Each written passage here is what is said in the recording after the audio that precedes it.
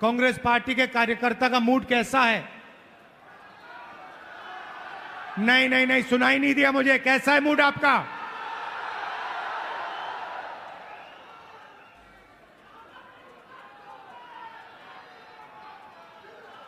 आप लोग जो हमारे जमीनी कार्यकर्ता हैं, जिनके खून में, डीएनए में कांग्रेस पार्टी है,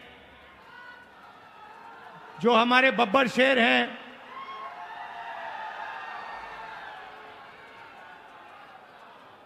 आप ओडिशा की जो जनता है उनकी रक्षा करते हो। ओडिशा की सरकार का सिर्फ एक काम है, ओडिशा का जो धन है उसको ओडिशा की गरीब जनता से चोरी करने का काम है।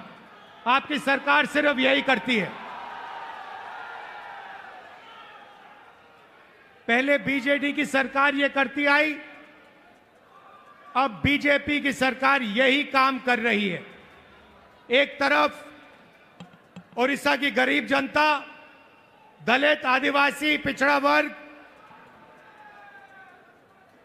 कमजोर लोग, किसान, मजदूर, और दूसरी तरफ 5-6 अरबपति और बीजेपी की सरकार, ये लड़ाई हो रही है। और इस लड़ाई में कांग्रेस पार्टी का कार्यकर्ता जो है वो ही इस लड़ाई को ओडिशा के, वही इस लड़ाई को ओडिशा की जनता के साथ मिलकर जीत सकता है और कोई नहीं जीत सकता है। भाइयों और बहनों, बीजेपी पूरे देश में संविधान पर आक्रमण कर रही है।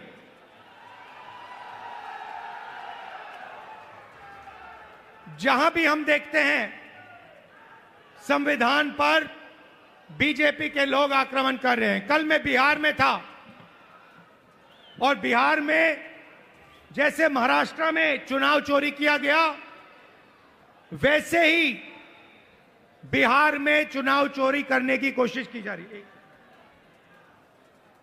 वैसे ही बिहार में चुनाव चोरी करने की कोशिश की जा रही है। और चुनाव चोरी करने के लिए इलेक्शन कमीशन ने नई साजिश शुरू की है।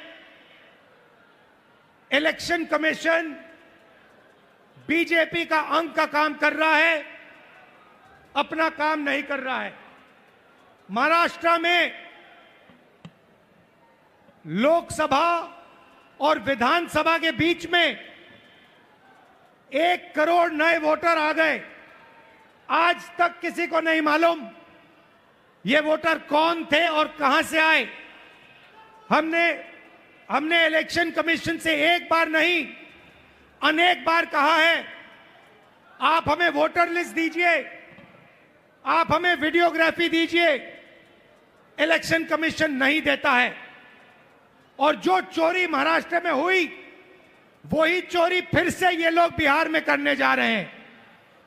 कल मैं बिहार गया, इंडिया गठबंधन के नेताओं के साथ हमने कहा कि बिहार में हम इलेक्शन कमीशन को बिहार का चुनाव चोरी नहीं करने देंगे, बीजेपी को चुनाव नहीं चोरी करने देंगे। भाइयों और बहनों, ओडिशा इनका मॉडल है। यहां पे 5-6 बड़ी कंपनियों को ये आपका पूरा का पूरा धन दे रहे हैं। अभी मैं डेलीगेशन से मिला, किसान के डेलीगेशन से मिला, महिलाओं से मिला और उनकी आवाज सुनी, उनका दुख सुना, उनका दर्द सुना। भाइयों और बहनों, जल, जंगल और जमीन आदिवासियों की है। मैं फिर से दोहराना चाहता हूं, जल, जंगल और जमीन आदिवासियों की है और आदिवासियों की रहेगी।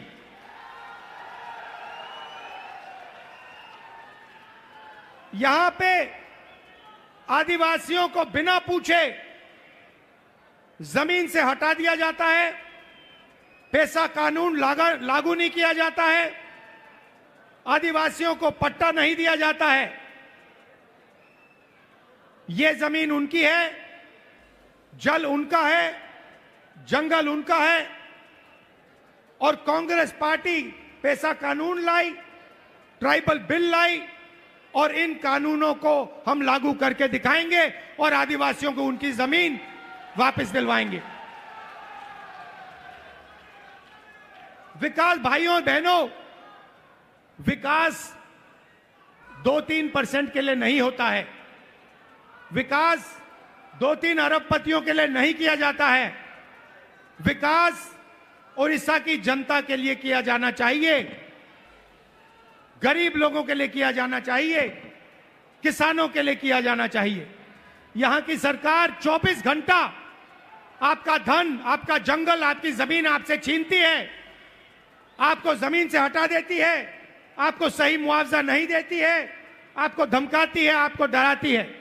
और मैं यहां स्टेज से कहना चाहता हूं, हमारे आदिवासी भाई हो, हमारे किसान हो, हमारे मजदूर हो, जिन पर भी सरकार आक्रमण कर रही है, जिनके खिलाफ अत्याचार हो रहा है, उनके साथ कांग्रेस पार्टी के सारे नेता खड़े मिलेंगे। मैं खड़ा मिलूंगा। और मैं आपसे कह रहा हूं कि जो आपका पट्टा है वो आपको कांग्रेस पार्टी दिलाएगी। अंत में कांग्रेस पार्टी ये काम करेगी। नरेंद्र मोदी जी एक नई योजना लाए थे। पूरे देश में उन्होंने फसल बीमा योजना, एक नई योजना लागू की थी। उन्होंने कहा था कि जब किसानों को मुश्किल होगी, तूफान, ओले से उनका नुकसान होगा, तो ये नई योजना उनकी मदद करेगी। और उन्होंने क्या किया? उन्होंने आपसे पैसा लिया, गरीब जनता से, गरीब किसानों से पैसा लिया प्रधानमंत्री बीमा योजना के लिए, सरकारों से पैसा लिया, सेंट्रल गवर्नमेंट से पैसा लिया और वो पैसा उन्होंने उन्हीं 3-4 बड़ी कंपनियों को दिलवाया। आज सच्चाई यह है कि जब आंधी आती है, तूफान आता है, ओला गिरता है, किसान को मुआवजा नहीं मिलता। हजारों करोड़ रुपए नरेंद्र मोदी जी ने किसानों का पैसा, स्टेट सरकारों का पैसा, यूनियन दिल्ली की सरकार का पैसा उठाकर इन कंपनियों को दिया। मगर ये कंपनियां जब आपका नुकसान होता है, आपका पैसा वापस आपको नहीं देती हैं। यह सच्चाई है। और उड़ीसा के किसी भी किसान से आप ये पूछ लीजिए, जहां भी यहां पे नुकसान होता है, आंधी आती है, तूफान आती है, आप जाके पूछिए, किसान से पूछिए, क्या आपको बीमा योजना का पैसा मिला? और एक आवाज से उड़ीसा के सारे किसान आपको जवाब देंगे कि हमें पैसा नहीं मिला, हमारा पैसा चोरी किया गया, हमारा पैसा बीमा योजना में हमें नहीं मिलता है। मैंने शुरुआत में कहा कि एक कॉन्स्टिट्यूशन के खिलाफ, संविधान के खिलाफ आक्रमण है। संविधान गरीबों की रक्षा करता है, संविधान किसानों की रक्षा करता है, मजदूरों की रक्षा करता है। संविधान में कहीं नहीं लिखा है कि यह देश अदानी का है, अंबानी का है, अरबपतियों का है। यह आप संविधान खोल के देखिए, इसमें लिखा है कि यह देश हर नागरिक का है। इसमें हर व्यक्ति को वोट, एक वोट मिलेगा। जमीन इस देश की है, गरीब जनता की है, किसानों की है, किसी एक अरबपति की नहीं है। मगर जहां भी हम देखते हैं, चाहे वो उड़ीसा हो, छत्तीसगढ़ हो, जहां भी हम देखते हैं, एक नाम दिखाई देता है, अदानी, अदानी, अदानी, अदानी।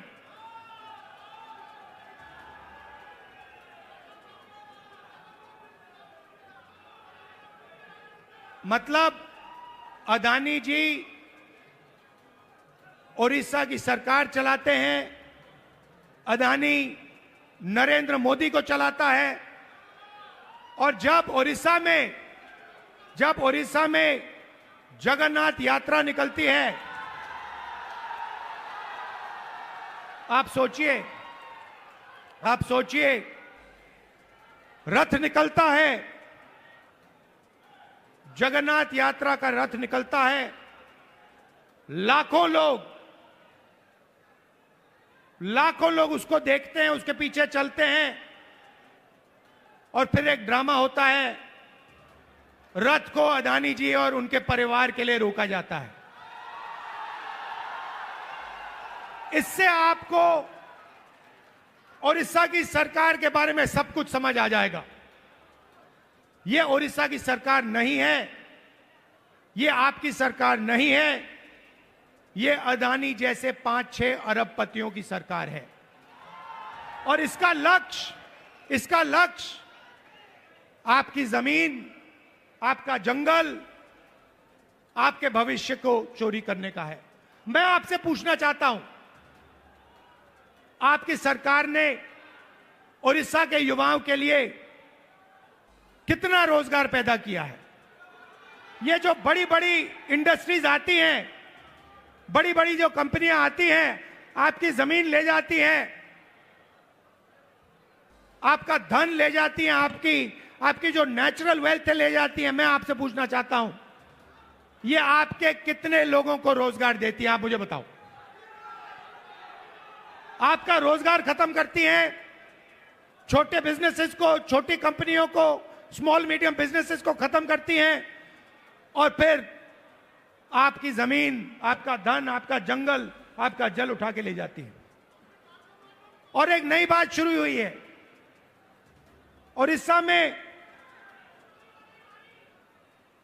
उड़ीसा में 40,000 से ज्यादा महिलाएं गायब हो गई हैं। आज तक नहीं मालूम कि ये महिलाएं कहां गईं। महिलाओं के खिलाफ हर रोज यहां अत्याचार होता है, रेप होता है, बलात्कार होता है। हर रोज उड़ीसा में 15 महिलाओं का बलात्कार होता है, और आपकी सरकार को कुछ लेना देना नहीं। आपकी सरकार सिर्फ 24 घंटे आपका खून चूसती है, आपकी जमीन छीनती है। ना उनको महिलाओं से कुछ लेना देना, ना उनको रोजगार दिलवाना है, ना उनको युवाओं से कुछ लेना देना है। इसीलिए हम यहां आए हैं, और मैं आपको मैसेज देना चाहता हूं कि चाहे मैं हूं, या कांग्रेस प्रेसिडेंट हो, या कांग्रेस पार्टी के कोई भी नेता हो, हम यहां आपके साथ खड़े हैं। जब भी आपको मुझे बुलाना हो, जहां भी आपको मुझे ले जाना हो, मैं इस सरकार के खिलाफ लड़ना चाहता हूं, और इस सरकार को यहां से हटाना चाहता हूं। एक बात मैंने भक्तचरण दास जी को कही, तेलंगाना में हमने जाति जनगणना करवाया है। तेलंगाना में जाति जनगणना ने कमाल कर दिया है, क्योंकि जाति जनगणना ने तेलंगाना के हर नागरिक को समझा दिया है कि तेलंगाना में कितने लोग कौन से वर्ग के हैं, ओबीसी कितने हैं, अति पिछड़े वर्ग के कितने लोग हैं, दलित कितने हैं, आदिवासी कितने हैं, गरीब जनरल कास्ट के कितने लोग हैं। एक प्रकार से तेलंगाना सरकार ने तेलंगाना का एक्सरे किया है, और तेलंगाना की सरकार को अब मालूम है कि कितना धन किसके हाथ में है, कौन किसके पास क्या है, कितनी आबादी किसकी है। और मैं ये ओडिशा की जनता से भी कहना चाहता हूं, देखिए यहां पर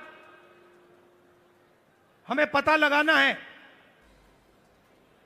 दलित कितने हैं, आदिवासी कितने हैं, पिछड़े वर्ग के लोग कितने हैं, गरीब जनरल कास्ट के लोग कितने हैं, क्योंकि हम चाहते हैं कि सरकार में, इकोनॉमी में, विकास में सबको भागीदारी मिले। आज ओडिशा के पिछड़े लोगों को, दलितों को, आदिवासियों को ना सरकार में जगह मिलती है, ना कॉर्पोरेट में जगह मिलती है, ना ब्यूरोक्रेसी में जगह मिलती है। ये जो 5-6 कंपनियां आप पर राज कर रही है, मैं आपसे पूछना चाहता हूं, इनके मालिकों में कितने पिछड़े वर्ग के लोग हैं? इनकी मैनेजमेंट में कितने पिछड़े लोग के वर्ग हैं? कितने दलित हैं? कितने आदिवासी हैं? कितने गरीब जनरल कास्ट के लोग हैं? आपको एक नहीं मिलेगा। इसीलिए मैंने भक्तचरण दास जी से, लालू जी से कहा है कि पूरा दम लगा के आप ओडिशा की जनता को समझाइए कि सबसे पहला काम जाति जनगणना है, और अगर हमें ओडिशा में बदलाव लाना है तो जाति जनगणना हमारा औजार है, क्योंकि जाति जनगणना से दलितों को, पिछड़ों को, आदिवासियों को, गरीब जनरल कास्ट के लोगों को अपनी सच्ची शक्ति समझ आएगी। और जिस दिन इनको अपनी सच्ची शक्ति समझ आ गई, उस दिन ये सरकार को गिरा के फेंक देंगे। भाइयों और बहनों, आखिरी बात मैं कहना चाहता हूं, बीजेपी की सरकार ने ड्राइवर्स एसोसिएशन और यूनियन से पर पूरा दबाव डाला कि वो इस मीटिंग का समर्थन नहीं किए। उन्होंने पूरा दबाव डाला, धमकाया और डराया ड्राइवर यूनियन को, एसोसिएशन को, कि यहां पे इस मीटिंग में कांग्रेस पार्टी का समर्थन न कीजिए और इस मीटिंग को डिसरप्ट करने में मदद कीजिए। और मैं यूनियन को और एसोसिएशन को धन्यवाद करना चाहता हूं कि आपने इस मीटिंग का समर्थन किया। और मैं इस स्टेज से कहना चाहता हूं कि सरकार को ड्राइवर एसोसिएशन और यूनियन की आवाज सुननी चाहिए और जो उनकी जेन्युइन डिमांड है उन्हें पूरा करना चाहिए। एक बार फिर मैं आप सबका दिल से धन्यवाद करना चाहता हूं। आप यहां आए, इतनी गर्मी में आए और आपने इतनी प्यार से मेरी बात सुनी। कांग्रेस पार्टी के कार्यकर्ता से कहना चाहता हूं, देखो आप लोग बब्बर शेर हो, आपको किसी से नहीं डरना है। आप टाइगर हो, आपको किसी से नहीं डरना है। आप आगे बढ़ो, आपके खून में कांग्रेस पार्टी की विचारधारा है, गांधी जी की विचारधारा है, संविधान की विचारधारा है। जाओ, लड़ो और इस सरकार को बदलो। धन्यवाद, नमस्कार, जय हिंद। ABL 24 न्यूज, सच दिखेगा। ABL 24 न्यूज को सब्सक्राइब करें, ताजा खबरों के लिए बेल आइकन को दबाएं।